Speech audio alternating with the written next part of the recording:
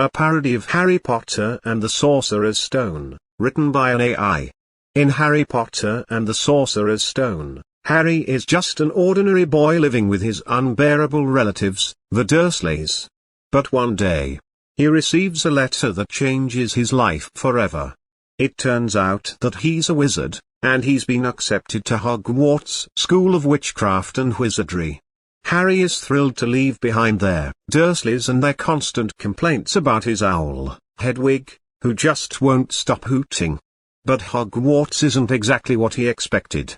For starters, the Sorting Hat can't decide whether to put him in Gryffindor or Hufflepuff. Eventually, it just gives up and puts him in both. Meanwhile, Harry learns that his parents were wizards too and were murdered by the evil Voldemort, who's now trying to return to power. But Harry is too busy trying to keep up with his classes, which include potions, charms, and a new course called Magical Gardening with Gnomes. Harry also makes new friends, including Ron Weasley, a boy with a rat that keeps escaping, and Hermione Granger, a know-it-all who's always correcting everyone's pronunciation of Leviosa. But they soon realize that something strange is going on at Hogwarts, and it has to do with a mysterious Sorcerer's Stone that's hidden somewhere in the castle. So, Harry and his friends set out to find the Sorcerer's Stone and uncover the truth about Voldemort's plan. Along the way, they encounter a giant three-headed dog, a group of trolls who love to sing, and a cranky ghost who won't stop complaining about the dampness. In the end, Harry, Ron, and Hermione discover the secret of the Sorcerer's Stone and stop Voldemort from obtaining it. They also learn that the real magic of Hogwarts isn't just in spells and potions, but in the power of friendship and loyalty. So, Harry and his friends continue their adventures, ready to take on whatever challenges come their way, whether it's a flock of rogue Quidditch balls or a mischievous group of house elves. The world of wizarding is full of surprises, after all. The end. A parody of Harry Potter and the Chamber of Secrets, written by an AI. In the sequel to the hit book, Harry Potter and the Chamber of Secrets, our favorite wizard, Harry, is once again up to his old tricks. This time, he's dealing with a whole new set of problems, and they're not all related to the Dark Lord. Harry is back at Hogwarts School of Witchcraft and Wizardry, but things are not going well. He's lost his wand, and his potions teacher, Gilderoy Lockhart, is an even bigger narcissist than before. Worst of all, a mysterious creature is attacking students, and Harry is the only one who can stop it. In an attempt to solve the mystery, Harry and his friends Ron and Hermione turn to a book called Magical Creatures and How to Get Rid of Them. Unfortunately, the book is about as helpful as Lockhart, and they don't get very far. Things go from bad to worse when Harry discovers the Chamber of Secrets, a hidden room in the school where a legendary monster is said to reside. It turns out that the monster is actually a giant, enchanted toilet bowl that has been cursed by a student who had a bad experience with spicy food. Harry and his friends must once again use their wits to stop the toilet monster from attacking more students, and in the end, they manage to flush it down the drain. Lockhart, of course, takes all the credit for the victory and writes a best-selling book about it, but Harry and his friends know the truth. With a little help from their magical toilet brushes, Harry, Ron, and Hermione save the day and continue to make their mark on the wizarding world. And who knows what kind of strange adventures they'll have next. The end. A parody of Harry Potter and the Prisoner of Azkaban, written by an AI. In Harry Potter and the Prisoner of Azkaban, Harry is back at Hogwarts School of Witchcraft and Wizardry for his third year. This time, he's dealing with a dangerous prisoner who has escaped from the wizarding prison of Azkaban. The prisoner, a madman named Sirius Black, is on the loose and rumored to be coming after Harry. This sends Harry into a frenzy of panic and paranoia, as he suspects everyone from his friends Ron and Hermione to his beloved pet owl, Hedwig. To make matters worse, Harry's defense against the dark arts teacher is none other than Professor Trelawney, a nutty divination professor who sees death omens in everything from tea leaves to toenail clippings. Despite these obstacles, Harry and his friends set out to unravel the mystery of Sirius Black and prove his innocence. Along the way, they encounter a herd of flying pigs, a herd of flying cows, and even a herd of flying toasters. With the help of a time turner, they're able to go back in time and fix everything, including the time Ron accidentally turned himself into a rubber chicken. In the end, Sirius is exonerated, and Harry learns that sometimes the people you think are your enemies are actually your friends.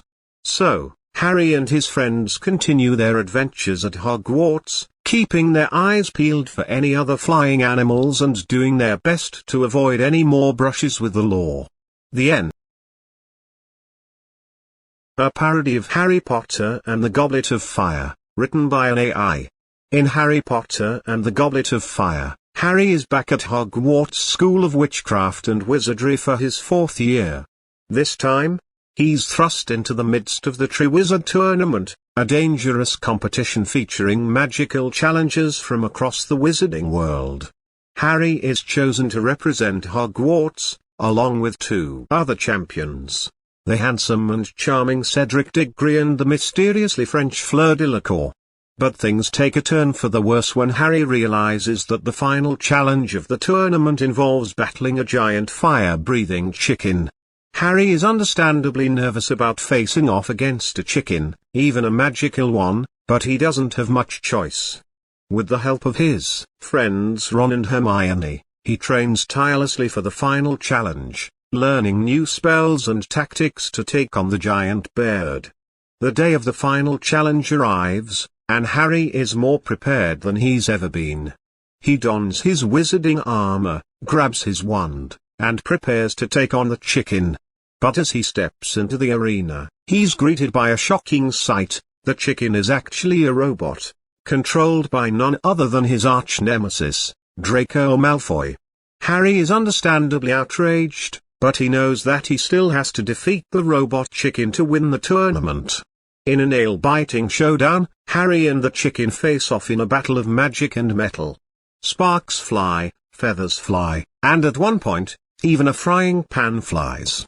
But in the end, Harry emerges victorious, and the robot chicken is reduced to a pile of smoking metal. With the Triwizard Tournament over, Harry and his friends return to Hogwarts, ready for whatever challenges come their way. And who knows? Maybe next year, they'll be battling a giant robot cow or a cyborg sheep. The possibilities are endless. The end. A parody of Harry Potter and the Order of the Phoenix, written by an AI. In Harry Potter and the Order of the Phoenix, Harry is back at Hogwarts School of Witchcraft and Wizardry for his 5th year. This time, he's dealing with a new threat, the Ministry of Magic. The Ministry has decided that Harry and Dumbledore are lying about the return of Voldemort, and they're doing everything in their power to discredit them. They even go so far as to appoint a new defense against the dark arts teacher, the anthropomorphic toad, Professor Umbridge, who is more interested in her educational regime change than teaching. Meanwhile, Harry is struggling with his own personal demons, including a new crush on Cho Chang and the sudden discovery that he has a long-lost twin sister named Harriet, who is a world-famous Quidditch player and has a pet dragon named Binky. As if that weren't enough, Harry also learns that he's the chosen one, destined to defeat Voldemort once and for all. But he doesn't feel very chosen, especially when he accidentally turns his hair pink and his spell backfires and hits his friends in the face. With the help of his friends Ron and Hermione, as well as a new group, called the Order of the Phoenix, Harry fights back against the Ministry's lies and propaganda. They even launch their own fake news campaign, spreading rumors that the Minister of Magic is actually a werewolf and that the Hogwarts castle is secretly made of chocolate. In the end, Harry and his friends triumph over the forces of ignorance and intolerance, proving that truth and love are more powerful than any curse or hex. and Harry finally gets the girl, even though she thinks his pink hair is kind of weird. So, Harry and his friends continue their adventures, ready for whatever challenges come their way, including perhaps a giant killer bunny or a rogue herd of magical llamas. Who knows? The world of wizarding is full of surprises. The end. A parody of Harry Potter and the Half-Blood Prince, written by an AI. In Harry Potter and the Half-Blood Prince, Harry is back at Hogwarts School of Witchcraft and Wizardry for his 6th year. This time, he's dealing with a new defense against the dark arts teacher, Professor Slughorn, who is determined to teach the students how to protect themselves against an army of angry squirrels. Meanwhile, Harry is still trying to uncover the secret of Voldemort's immortality, but he's distracted by his newfound love for Ginny Weasley. Unfortunately, Ginny is too busy playing Quidditch and eating chocolate frogs to notice Harry's affections. To make matters worse, Hogwarts is in a state of chaos, as students are being attacked by rogue spells, invisible ink, and mischievous poltergeists. No one knows who's responsible for the mayhem, but rumors are flying that it's the work of a new secret society called the Order of the Flamingo. Harry, Ron, and Hermione set out to investigate the Order of the Flamingo and their mysterious leader, the Half-Blood Prince. Along the way, they encounter a host of wacky characters, including a giant talking frog, a band of mischievous goblins, and even a unicorn with a gambling problem. With the help of the Half-Blood Prince's enchanted textbook, Harry and his friends learn new spells and techniques to battle the forces of darkness. They even manage to train the Hogwarts house elves to be ninja warriors, ready to strike at a moment's notice. In the end, Harry discovers the shocking truth about the Half-Blood Prince and his connection to Voldemort when Professor Dumbledore has one too many butterbeers and falls of the astronomy tower and dies. But he's also learned a valuable lesson, that the power of love and friendship is stronger than any spell or curse. So, Harry and his friends continue their adventures, ready to take on whatever challenges come their way, whether it's a herd of rampaging llamas, a flock of angry flamingos, or even a horde of zombie unicorns. The world of wizarding is full of surprises, after all. The end. A parody of Harry Potter and the Deathly Hallows, written by an AI. In Harry Potter and the Deathly Hallows, everyone dies. Harry, Ron, and Hermione are on the run from Voldemort and his army of Death Eaters. They've gone rogue, living in a tent, and surviving on a diet of canned beans and chocolate frogs. But this time, they're not alone. They're joined by an eclectic group of characters, including a snarky house elf named Dobby, a fashion-forward werewolf named Furry, and a bumbling but well-meaning wizard named Professor Bunglebottom. Together, they set out on a quest to find the 7 pieces of Voldemort's soul, called the Horcruxes, which are scattered throughout the wizarding world. But they quickly discover that the journey is full of perilous obstacles, including giant spiders, magical traps, and an angry flock of geese. Along the way, Harry also learns more about the mysterious Deathly Hallows, which are said to grant the user ultimate power over life and death.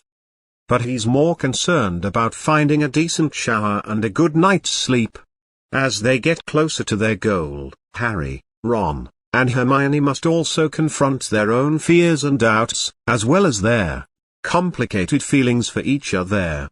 It's hard to concentrate on finding the Horcruxes when you're worried about whether your best friend secretly has a crush on you. In the end, Harry and his friends face off against Voldemort and his army in a final battle that will determine the fate of the wizarding world. But they're not alone. They're joined by an army of llamas, led by a majestic llama king, who arrive just in time to save the day.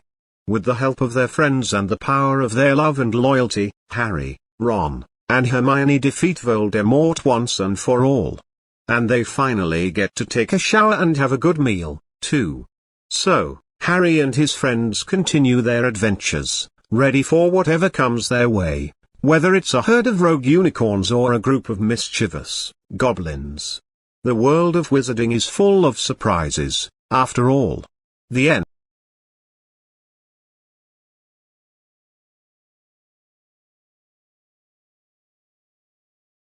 "19 years later. Harry is all grown up and has a family of his own. He's married to Ginny Weasley, and they have 3 children, James, Albus, and Lily. But life isn't as peaceful as Harry had hoped. He's now a middle-aged man with a pot-belly, and he's still haunted by his memories of Voldemort. Meanwhile, Albus, Harry's second son, is struggling to live up to his father's legacy. He's convinced that he's a Slytherin, despite being sorted into Gryffindor, and he spends most of his time complaining about his dad's fame. Lily, the youngest of the Potter children, is a rebel with a cause. She's convinced that the wizarding world needs to be more progressive, and she starts a Hogwarts chapter of SPW Society for the Promotion of Equality of Wizards.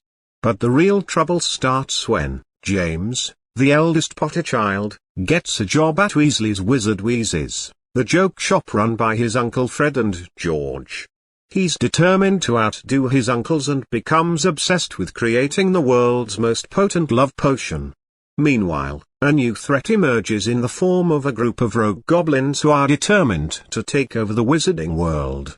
They're led by a sinister figure known only as the Goblin King, who wears a crown made of gold and speaks with a Yorkshire accent. So, Harry, Ron, and Hermione team up once again to take on the goblins and save the wizarding world. They're joined by a new generation of wizards, including Neville Longbottom's son, who's an aspiring botanist, and Luna Lovegood's daughter, who's convinced that Nargles are real.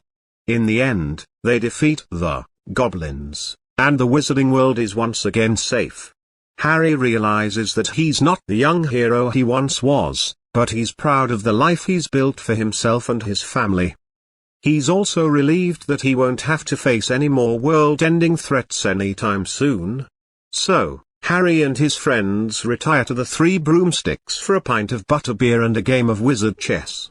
And they all live happily ever after, at least until the next threat to the wizarding world arises. The end.